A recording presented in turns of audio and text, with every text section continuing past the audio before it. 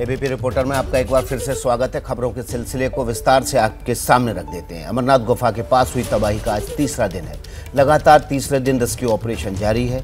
अभी तक कुल 16 लोगों की मौत हो चुकी है। लापता 41 लोगों की लगातार तलाश जारी है। दिन और रात लगातार बचाव काम जारी है। रात में भी रेस्क्यू ऑपरेशन चलता रहा। लापता 41 लोगों की तलाश के लिए लगातार कोशिश की जाती रही। स्निपर डॉग से लेकर वॉल रडार तक की मदद ली गई।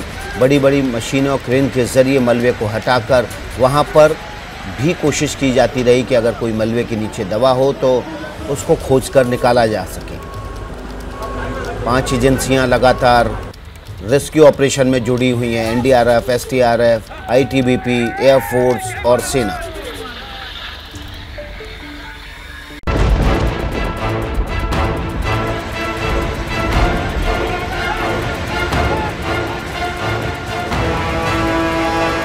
अमरनाथ में आई ये तबाही कितनी भीषण है, इसका अंदाजा इसी बात से लगाया जा सकता है कि 2 दिन से लगातार रेस्क्यू ऑपरेशन चल रहा है और लापता लोगों की कोई खोज खबर नहीं मिल रही है। सेना के ट्रेन डॉग स्क्वाड की मदद से लापता लोगों की तलाश की जा रही है। आईटीबीपी के स्पेशल इक्विपमेंट की मदद ली जा रही है। सेना, बीएसएफ, आईटीबीपी समेत बड़ी संख्या में सुरक्षा एजेंसियों के जवान दिन रात अमरनाथ घाटी में सर्च ऑपरेशन में जुटे हुए हैं। रेस्क्यू ऑपरेशन चलाने के लिए लगातार जो सॉर्टीज हो रही है, जो जख्मी पंचतरनी में हैं, तो उनको लाने के लिए लगातार सेना के हेलीकॉप्टर्स का आना जाना लगा। ऐसी आशंका जताई जा रही है कि अब भी मलबे में बड़ी संख्या में लोग दबे हो सकते हैं। बादल फटने के बाद पहाड़ से मलबा इतना ज्यादा आया है जिसे हटाने में काफी मुश्किल आ रही है।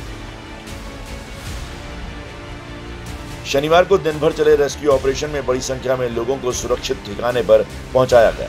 65 लोगों को मिलिट्री और सिविल अस्पताल में भर्ती कराया गया। इस समय हम लोग ने कोशिश करी है कि सारा इक्विपमेंट जो है पूल इन किया जाए। तो किसी के पास स्निफर डॉग्स हैं, किसी के पास वॉल थ्रू रेडार है, किसी के पास कुछ और इम्प्लीमेंट्स। तो कोशिश ये करी गई है कि ये सारा इक्विपमेंट पूल इन करके वहां पर इस्तेमाल किया जाए। कहूंगी ये सारा जॉइंट एफर्ट है। मौसम काफी खराब जिससे मुश्किलें बढ़ गई। त्रासदी के बाद अमरनाथ यात्रा रोके जाने से हजारों लोग रास्ते में फंसे हुए हैं। जम्मू से नया जत्था रवाना करने पर रोक लगी हुई और यात्रियों के लिए वैकल्पिक इंतजाम किए जा रहे हैं। अमरनाथ गुफा के पास जब तबाही हुई तब महाराष्ट्र के नांदेड़ के रहने वाले योगेश लाटकर वहीं पर थे। योगेश लाटकर हमारे साथ जुड़ गए हैं। उनके स्वागत है। योगेश लाटकर साहब, आप वहीं पर थे जब तबाही हुई। क्या मंजर था, क्या देखा आपने अपनी आंखों से? विकास जी, ये मंजर जो है ये जिंदगी में कभी नहीं भूल पाएंगे। इस तरह का मंजर था। शाम के 4 बज रहे थे, हम लोग गुफा के बिल्कुल करीब पहुंच रहे थे। उसी समय जो है बारिश धीमी धीमी तरह से चल रही थी और एकाएक 5 बजने के बाद में बिल्कुल गुफा के बगल से पानी का ऐसा सैलाब आया कि वो सैलाब अपने साथ कई लोगों को बहा लेके गया। वहां पर जो उसके रास्ते में लंगर और टेंट जहां होते हैं गुफा के बिल्कुल नीचे वाली जगह पर, वहां से भी उसी में से वो पानी का रास्ता शुरू हो गया, जिसके कारण काफी तबाही हुई। इसमें सुरक्षा बल जो है, जैसे मतलब सीआरपी है, आईटीबीपी है, गंदरबार डिस्ट्रिक्ट जम्मू कश्मीर पुलिस है, इन लोगों ने जो आशंका देखते हुए 4 सवा 4 बजे से ही वहां पर विजल बजाकर लोगों को सूचना देने की कोशिश की। जो पंचकुला में पर्सनल अनाउंसमेंट सिस्टम है, उस अनाउंसमेंट सिस्टम से भी अनाउंस किया जा रहा था कि कृपया बरसात भारी होने की संभावना है, कृपया आप एक साइड हो जाइए, बीच में ना रुकिए, पहाड़ की तरफ चले जाइए। ऐसा इस तरह से ये सारे जवानों ने सबको सूचना दे रहे थे। उसकी वजह से जो नुकसान है, मैं कहता हूं कि उसी वजह से ये नुकसान थोड़ा सा कम हुआ। लेकिन योगेश लाटकर, आप वहीं पर थे, ज्यादा होता क्या जब बारिश हो रही थी उस समय आप लोगों को ऐसा लग रहा था कि इस जगह पर कम बारिश है, किसी दूसरी जगह ज्यादा तेज हो रही होगी, या जहां आप मौजूद थे गुफा के सामने वहां उतनी तेज बारिश नहीं थी और अचानक से जो झरना आया उसने सबको चौंका दिया? ये बिल्कुल सच बात है विकास जी। जहां पर लोग थे वहां पर बारिश की मात्रा जो है वो कम थी, लेकिन अमरनाथ गुफा के ऊपर वाली साइड कहीं बहुत जबरदस्त बारिश हुई।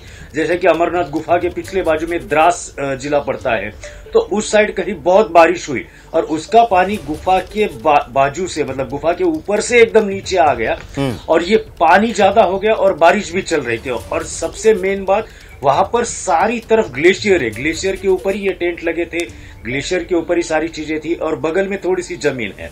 मतलब वहां पे ज्योग्राफिकल कंडीशन ऐसी है कि चारों दिशाओं से पहाड़ी है, बीच में ग्लेशियर है और थोड़ी सी जमीन पड़ती है पहाड़ के सटीक इलाके में।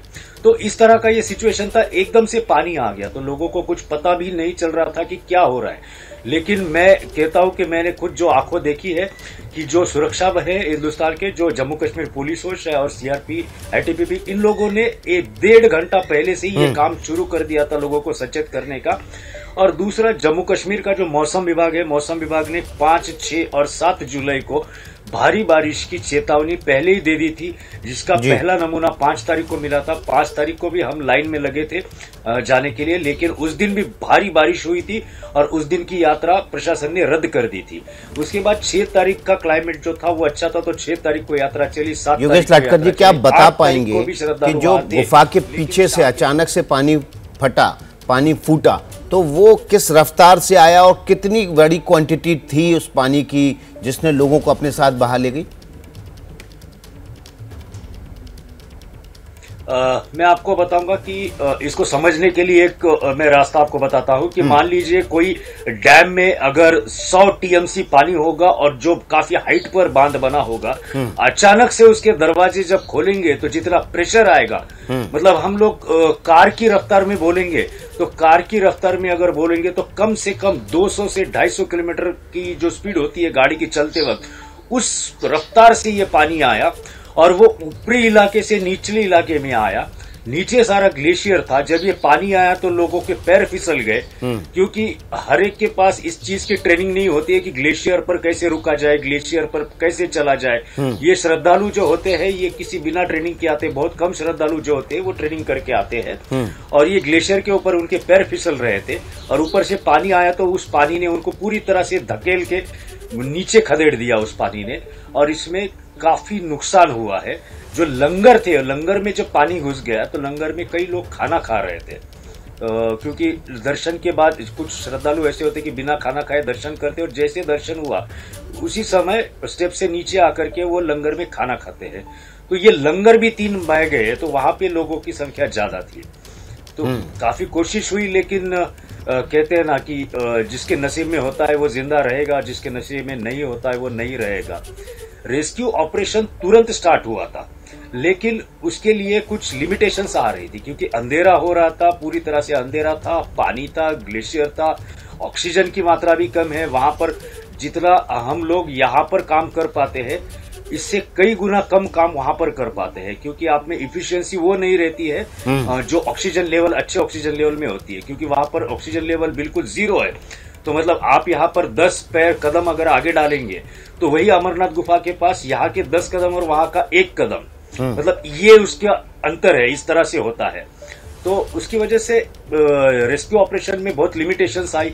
ये पानी आने के बाद थोड़ी देर बाद अंधेरा छा गया तो रेस्क्यू ऑपरेशन बंद करना पड़ा, लेकिन फिर भी फोर्सेस ने अच्छी तरह से काम करने की कोशिश की। मैं ये नहीं कहता हूं। और योगेश लाटकर जी, जो पीछे से झरना फूट रहा था उसको कितना वक्त लगा कि जब वो शांत हो गया, पानी का बहाव कम हो गया? देखिए, झरना जब ये तीव्र वाला पानी था वो करीब करीब 40 मिनट तक चला, उसके बाद पानी कम हो गया, लेकिन एकदम से ये सब चीजें होने से हाहाकार मच गया और वहां पर सारे लोग तितर बितर हो गए। फोर्सेस लोगों को बचाने में लग गई, कोई किसी को बात करने के लिए तैयार नहीं था। सबसे मेन बात, मोबाइल का कवरेज ऊपर के साइड में बिल्कुल ही नहीं था। लाइट्स पुअर हो गए, क्योंकि उसमें जो जनरेटर के ऊपर लाइट लगाए थे, कुछ पोल्स थे वो भी बह गए उसमें, तो उसकी वजह से लाइट कम हो गया। मोबाइल सिग्नल्स का तो कोई सवाल ही पैदा नहीं होता। ऐसे सारी सिचुएशन वहां पे थी। ये सिचुएशन की वजह से मतलब लोग, और कुछ लोग तो इतने पैनिक हो गए को मुझे ऐसा लगता है, मतलब मैंने एक आंखों देखा ये था कि हम जहां खड़े थे उसके पास में ही एक जो आदमी श्रद्धालु था, उसको ये सब मंजर देख के वो सेफ था, लेकिन उसको अटैक आ गया। वहां पर 3 अस्पताल थे, श्राइन बोर्ड का अस्पताल था, आईटीबीपी का अस्पताल था, बीएसएफ का अस्पताल था, लेकिन उसको लेकर जाने में इतना भारी मात्रा में पानी क्रॉस करना था जो कि बहुत तेजी से चल रहा था, ये संभव नहीं था।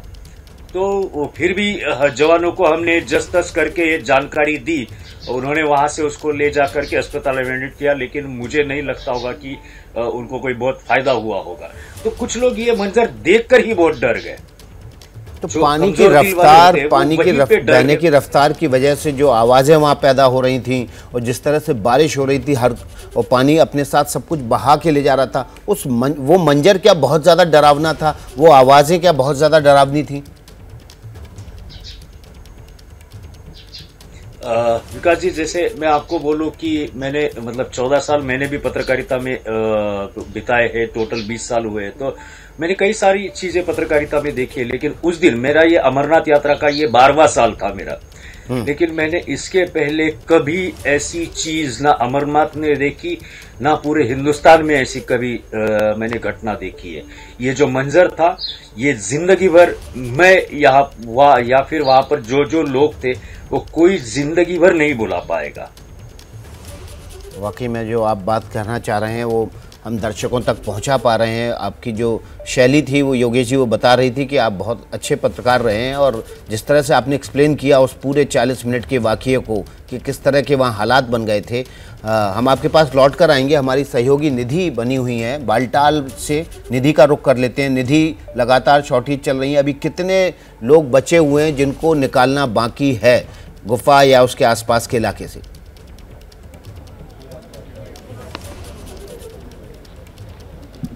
विकास, देखिए, कल रेस्क्यू ऑपरेशन जो किया गया उसमें एक भी व्यक्ति को निकाला नहीं गया है, यानी 41 जो मिसिंग बताए जा रहे हैं उनकी संख्या भी बनी हुई है। बड़ी बात यह है कि यहाँ पर रुक रुक कर बारिश हो रही है, सुबह से लगातार बारिश हो रही है, और इस वक्त भी अगर हम तस्वीरें दिखा सके, मेरे कैमरा पर्सन अमोल आपको दिखा रहे हैं कि यहाँ पर एक बार फिर बारिश शुरू हो गई है। अब बारिश शुरू होने का मतलब सीधा सीधा है कि रेस्क्यू ऑपरेशन शुरू नहीं किया जा सकता है, रेस्क्यू ऑपरेशन भी बंद कर दी गई है। जो चॉपर चल रहा था वो चॉपर भी फिलहाल बेस कैंप में ही है, यानी चॉपर से भी अब लोगों को लिफ्ट नहीं किया जा सकता है, उनको रेस्क्यू नहीं कराया जा सकता है। तीसरी बात यह है कि पैदल जो यात्री गए थे, जो रास्ते में रुके हुए हैं, वो अब नीचे आ नहीं सकते हैं क्योंकि बारिश होने की वजह से फिसलन है। घोड़ा या टट्टू आज चल नहीं रहे हैं कि एक तो ईद है और दूसरा उन्हें भी दिक्कत हो रही है और उनको भी इससे आगे जाने की इजाजत नहीं है। ये सामने आपको बालटाल बेस कैंप नजर आ रहा है। इस कैंप में जो यात्री आए हुए हैं, जिनकी टिकट है, जिनको यात्रा करना है 2 दिन बाद, वो अभी भी यहीं पर फंसे हुए हैं। पुलिस इनको आगे जाने की इजाजत दे नहीं रही है, यानी कि पूरा का पूरा काम ठप पड़ा हुआ है। और जो तस्वीरें लगातार आ रही है गुफा और उसके आसपास से, वो बताती हैं कि कितनी मुश्किल हो रही है, कितनी चुनौती भरी ये पूरी जो काम चल रहा है, जो रेस्क्यू ऑपरेशन चल रहा है, ये कितना मुश्किल भरा हुआ है। दरअसल जेसीबी मशीन, जिसको बोल्डर्स हटाने के लिए इस्तेमाल किया जा रहा है, मलबा हटाने के लिए इस्तेमाल किया जा रहा है, वो भी मैनुअली चलाया जा रहा है। आप समझिए कि चट्टान है बड़े बड़े, चूंकि रास्ते बेहद खतरनाक है, कहीं पर संकीर्ण रास्ते हैं, इस वजह से जेसीबी मशीन को भी मैनुअली हटाया जा रहा है, मैनुअली खींचा जा रहा है, यानी कि जेसीबी मशीन को पहुंचने में भी 4 घंटे से 5 घंटे का वक्त लग जाएगा और उसके बाद बड़े बोल्डर्स हटाए जाएंगे। अब यहाँ पर यह समझना होगा कि जो लोग पहले दिन तेज बहाव में बह गए थे या जो रेस्क्यू ऑपरेशन के लिए कोशिश की जा रही थी, वो अब सीमेंटेड होने लगा है। सीमेंटेड होने का मतलब है कि एक तो ग्लेशियर इधर बहुत ज्यादा है, चट्टान एक दूसरे के ऊपर चढ़ गए हैं, और जो पानी लिक्विड फॉर्म में था वो अब सॉलिड फॉर्म में, यानी कि जम चुका है। यानी कि जो अगर लोग फंसे भी होंगे तो उनको नीचे से लिफ्ट करना ये बहुत मुश्किल का काम है। ये सब तभी संभव होगा जब रेस्क्यू ऑपरेशन चलेगा, जो कि फिलहाल बंद है। कोशिश यही हो रही है कि बारिश रुके और उसके बाद एक बार फिर से काम शुरू हो, लेकिन फिलहाल ना तो यात्रियों को इससे आगे जाने की इजाजत है, ना ही कोई काम यहाँ पर शुरू हो रहा है। यानी रेस्क्यू ऑपरेशन जो कल रात भर चला है, कोशिश ये की गई मलबा हटाने की, वो इस वक्त बंद है। जी जी, तो निधि बालटाल से हमारे साथ मौजूद हैं। निधि बता रही हैं, सारी जानकारी दे रही हैं, अपडेट बता रही हैं कि किस तरह से अब रेस्क्यू ऑपरेशन फिलहाल बारिश शुरू होने की वजह से रोका गया है। बारिश होने की वजह से रेस्क्यू ऑपरेशन शुरू होने में काफ़ी दिक्कत आएंगी। हमारे साथ योगेश लाटकर भी बने हुए हैं, उनका रुख कर लेते हैं। योगेश लाटकर गुफा के पास मौजूद थे जिस वक्त परसों ये हादसा हुआ। योगेश, आप बड़े माइन्यूट डिटेल बता रहे थे उस समय। क्या उस समय गुफा के भीतर आरती हो रही थी, बहुत सारे श्रद्धालु आरती में शामिल होने के लिए जा रहे थे और इस वजह से उस जगह को क्रॉस कर रहे थे जहां अचानक से पानी तेजी से आया? नहीं विकास जी, देखिए गुफा जहां है, गुफा पर जाने के लिए एक रास्ता ऊपर जाने के लिए, एक रास्ता नीचे आने के लिए। ये सीमेंट कंक्रीट की स्टेप्स है वहां पर चढ़ने के लिए। जहां से चढ़ाई हो रही थी उस साइड में बिल्कुल पानी नहीं आया, लेकिन दर्शन करके जो श्रद्धालु नीचे आ रहे थे तो आधी सीढ़ियों के बाद जो था वहां से पानी टच होकर के गया है। मतलब उतरने वाली जो सीढ़ियां है गुफा के अंदर से, जो कि बिल्कुल मेरे हिसाब से 50 सीढ़ी होगी, तो 25 सीढ़ी के बाद में जो है जो निचले वाला एरिया है वो पानी को टच करके गया है। जो श्रद्धालु गुफा में थे उन लोगों को किसी तरह का नुकसान नहीं हुआ है, क्योंकि गुफा जो है ऊपरी साइड में है और वो गुफा होने के कारण उसके अंदर कहीं पानी नहीं है। बिल्कुल, बहुत बहुत शुक्रिया एबीपी न्यूज से जुड़ने के लिए। आपने अपना अनुभव साझा किया। वाकई में आपने जो मंजर देखा है वो जीवन भर भूलने लायक नहीं है। निधि, आपका ही बहुत बहुत शुक्रिया।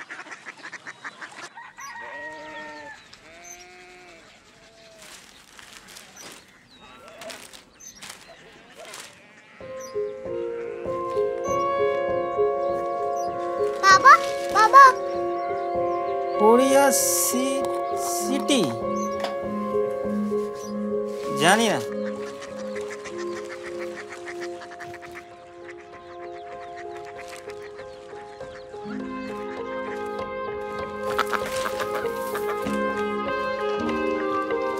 Korea city? हाँ।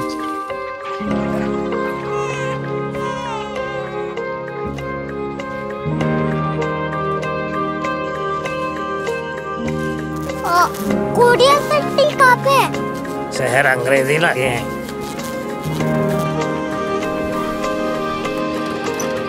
Korea city.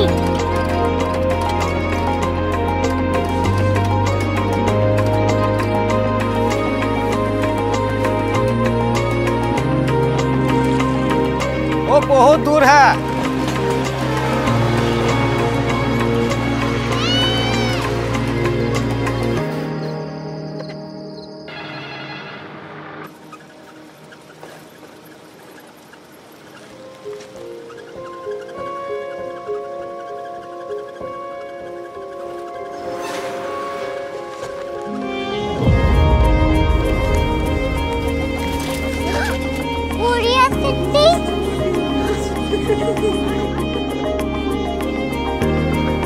दुनिया कुछ लोग बड़े होते हैं। कोरिया सिटी कहाँ है? प्रोफेसर साहब को पता होगा। हो, ये छोटा वाला ग्लोब लगता है और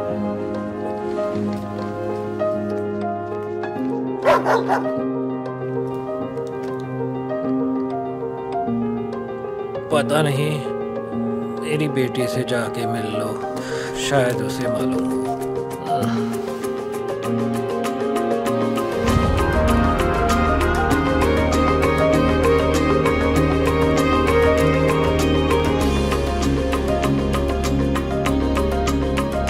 हाय, बाबा ने भेजा है। Come here. Korea city. Korea city नहीं, क्यूरियोसिटी। वो क्या? That's what brought you here? जो तुम्हें यहाँ तक ले आया। क्यूरियोसिटी।